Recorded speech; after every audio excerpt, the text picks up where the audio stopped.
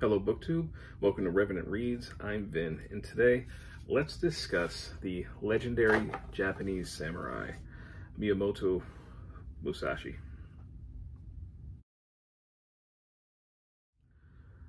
So apologize in advance if I mispronounce, because I know I am going to completely mispronounce things. I do not know Japanese, but this is a book I've been wanting to make a video about for a while now. This was kind of my mammoth read from mid-December till mid-February, and there's a lot to talk about, I think, with this, and it deserves its own discussion.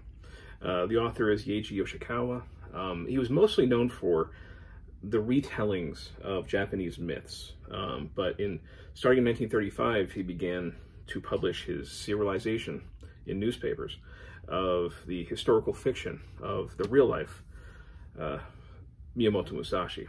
And it goes from Musashi as a teenager, waking up on the battlefield of Sekigahara, which is in 1600. The battle kind of decided who was going to take over Japan, and began the age of the Ronin, a huge transition period for Japanese history.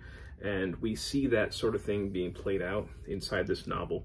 And it follows Musashi into adulthood, ending with his duel with Kojiro. Now, I'm going to stay away from spoilers particular to this book. However, because it is historical fiction, because it is based on a real person, I don't consider actual historical facts to be spoilers. So be aware of that, okay? It's kind of like if there was historical fiction about the Lincoln assassination. You should know going in that Lincoln is killed. So I kind of assume a certain level of historical knowledge if people are really worried about being completely spoiled by any element of this book. But I will stay away from specifics.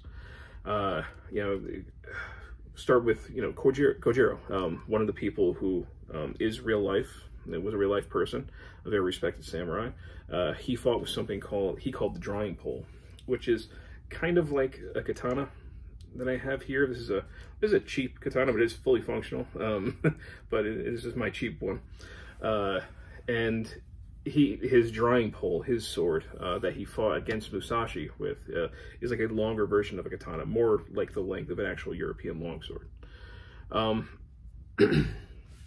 There's a lot of historical debate over the real Musashi. There's a lot missing, a lot of legend as well. We know that he was, of course, a real Ronin. He appears to have been undefeated in 61 duels, at least. Many of them fights to the death. He kind of pioneered, and in his Book of Five Rings, he really discusses fighting with two swords, fighting with the katana, or it could have been an earlier version at that point, maybe, and the shorter sword, the wakizashi, which I don't have an example of to hold up here. Fighting with both swords at once. And I'll talk a little bit about his Book of Five Rings at the end of this discussion. Musashi is undoubtedly the most well-known swordsman in Japanese history. And Yoshikawa gives a fictionalized account of his life. And even though it's fictionalized, I do think it's worthy in the fact that it's especially it gives insights, I think, into how feudal Japan would have operated, which I certainly appreciated, and how civilization was in flux. I really do like how various social classes are treated relatively equally. He finds good and bad among all the classes. And Musashi is not necessarily one to automatically follow anybody more powerful. He does play some deference when he meets people who are his superior social ranks, but he does not feel an obligation to be loyal to them in any way. One of the other historical people inside this book is Takuan Soho. He's kind of the person that gets Musashi, he gives him some tough love. And he has control over Musashi for a while, and he's kind of treated like this eccentric, wise sage. And he was a real person. He did write The Unfettered Mind, which is kind of a letter to another swordsman, actually one of Musashi's rivals at that time. This is the real Takuan that we're talking about. And it really was about how to incorporate Zen Buddhism into into swordsmanship. One of the things that struck me when I read The Unfettered Mind after reading this was Takuan's, he has an emphasis on, about dying for right-mindedness, which is kind of weird. And it's basically dying in battle as a reciprocal favor to your lord that has given you everything. And it's not dying for fame or profit. And essentially, the motivations that Takuan does not include in right-mindedness can really be summed up in Yoshikawa's depiction of Kojiro. So I thought that was actually very interesting. Not every character is well written, I would say. Women especially don't come out in the most well-rounded. You kind of have like that very old trifecta of what a woman will fall into. Is she a virgin? Is she a whore? Or is she a mother? And, you know, and we see a lot of negative motherly influence in this as well. So that is unfortunate. There's especially one character who's always pining for Musashi, Otsu, and especially in the very beginning, there's certain relationships that are established in the beginning of this novel that aren't entirely convincing. And I think that does get a lot better later on. Later relationships that Musashi makes with people, you actually feel like development happened, where you would understand their loyalty to him and their love of him and everything else. But in the very beginning, it's very difficult to get that. There's another female character, Akemi, who is also pining for Musashi, and she is just continuously assaulted by men, in like scene after scene, which gets kind of old. But despite those kind of shortcomings, I think that Musashi is actually very well realized. I think that he does a very good job with him. And also, Kojiro, his rival, I think is also created very well. And his childhood friend, Matahachi, who goes through a lot of ups and downs, he's also pretty well written. Those journeys feel more believable. And I understand their motivations a lot more. And Musashi as a character, he's someone who's always looking to better himself. That is kind of the way of the sword. Like, he goes from being this rough youth out to beat anyone with a sword, to finding that his greatest opponent is himself. It's his own limitations, his own immaturity, and not just swordsmanship and practice, but arts and reading, meditation, experiencing nature. These all become components for him to find the way of the sword, to find himself, to rise above pettiness and to transcend in some way. And I think all of that is actually very beautifully done and told. You know, one of the things that I was very interested in with this book, and that I found frustratingly little about on the web, is the role that this book plays in 20th century Japanese history. I have seen many things written down where you know, the Japanese kind of see themselves as Musashi, or they want to be seen as Musashi, and especially this iteration of him.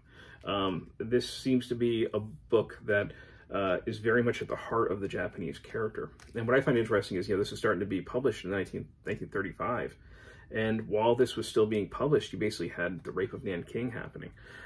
So I was very interested in trying to reconcile the Japanese love of Musashi with what was going on in Japanese war crimes, and especially using the samurai sword and during those war crimes and Bushido. And Musashi does not strike me as somebody at all who would resort to those sorts of things. And I couldn't find a lot on the internet to kind of give me a deeper explanation for the role this book plays in their culture. You know, he's somebody who's more loyal to his own ideas rather than to any kind of emperor.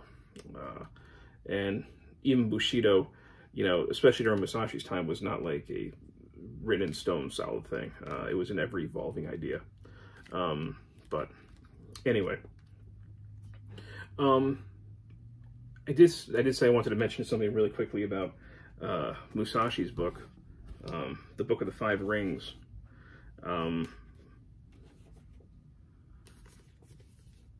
You know,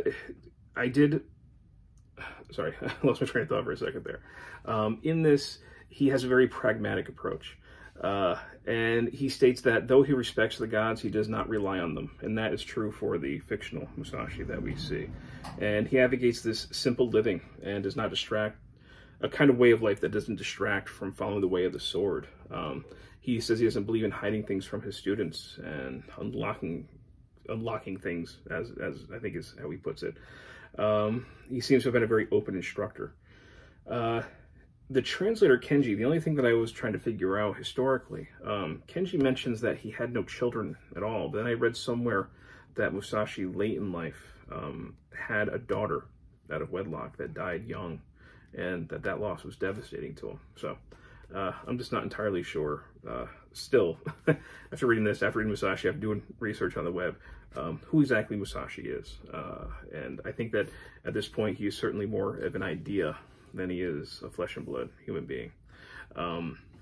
So anyway, that was just kind of a quick discussion of Musashi. I really enjoyed this. Like I said, there are some faults here and there. Not, you know, I hate it when people say it's not perfect, but well, of course it's not perfect. We know that. But I still highly recommend this. If people are interested in Japanese history, and you know, it really felt like I was reading a multi-series drama. You have people that are constantly bumping into each other. You know, serendipity kind of plays a very large role in this, which can be frustrating to some people, but this is this is the abridged version. You can't expect everything to play out in a logical way. But if you like historical fiction, you know, feudal Japan, samurai, I highly recommend this. So again, Eiji Yoshikawa's Musashi. Thank you, BookTube.